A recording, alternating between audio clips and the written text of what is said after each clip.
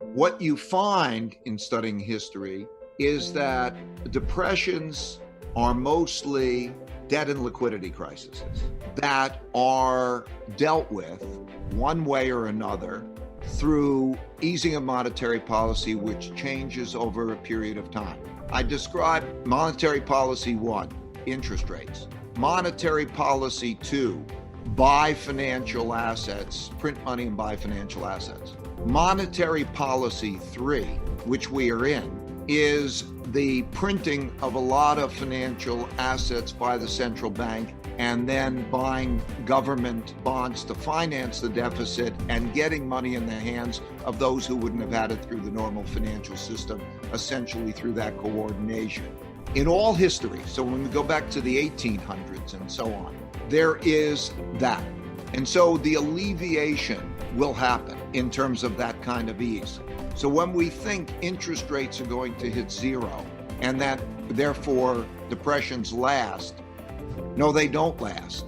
Because in one form or another, and we're seeing it here today, that they will be the printing of money. Now, the value of money may not last, or they could be depreciated.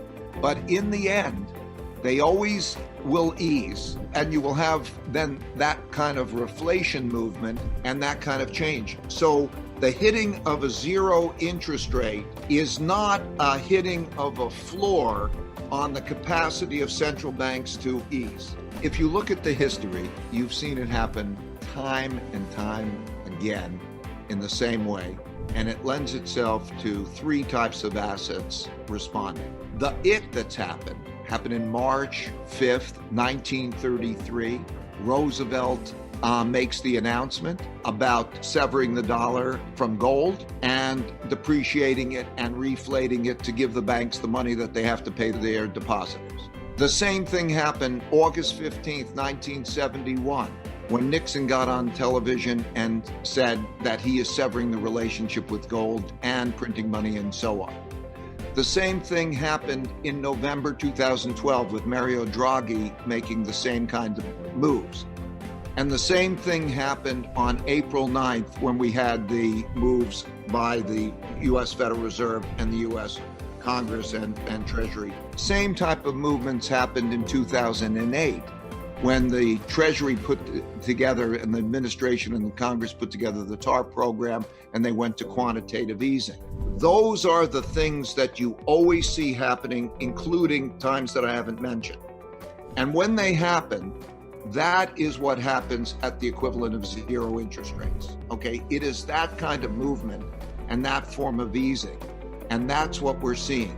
And so easing doesn't end, and the liquidity squeeze and the debt squeeze is dealt with, but it's dealt with through the printing of money that could become manifest in either the real interest rates going down, which in the case of you have a low level of inflation and zero interest rate must be manifest with an inflation rate rising, which eventually happens, doesn't usually happen at first, or there's the depreciation in relationship to other assets.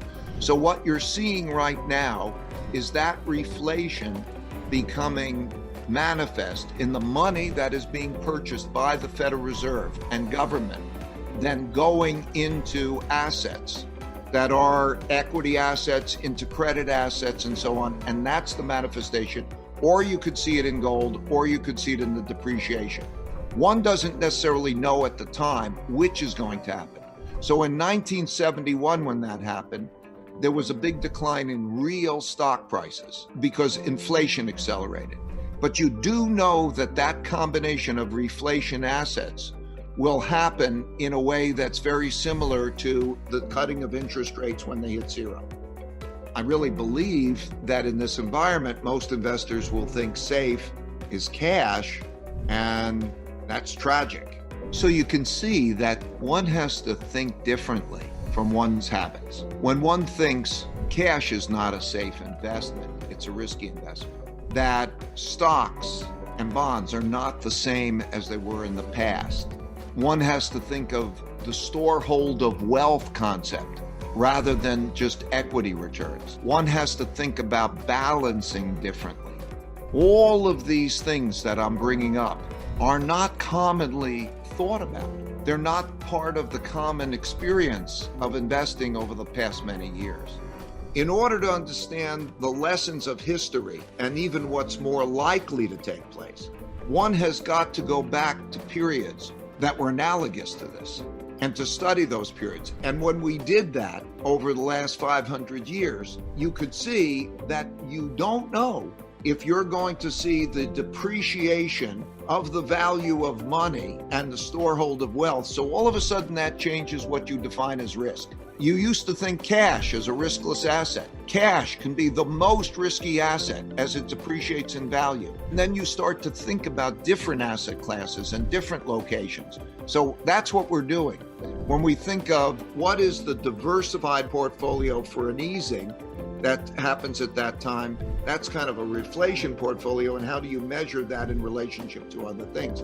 Because I think the one thing that we could be confident is that the Federal Reserve and other central banks are not going to let an implosion happen without printing a lot of money. We know where interest rates are. You know that if you take a 10-year bond, you know what your return is going to be on that 10-year bond. And if you then do calculations of what is the expected returns of other asset classes, that all asset classes, and that includes private equity, it includes venture capital and so on, have very low expected returns, meaning that if you were to just hold them over the next 10 years, they're all going to have not nearly enough return, and they're going to be low. So that's a fact of life. We also know that asset classes are affected by monetary policy. So when they lowered the interest rates and did a number of other things in the past, that allowed asset prices to rise. We know a number of those things won't be able to happen in the future. But that is the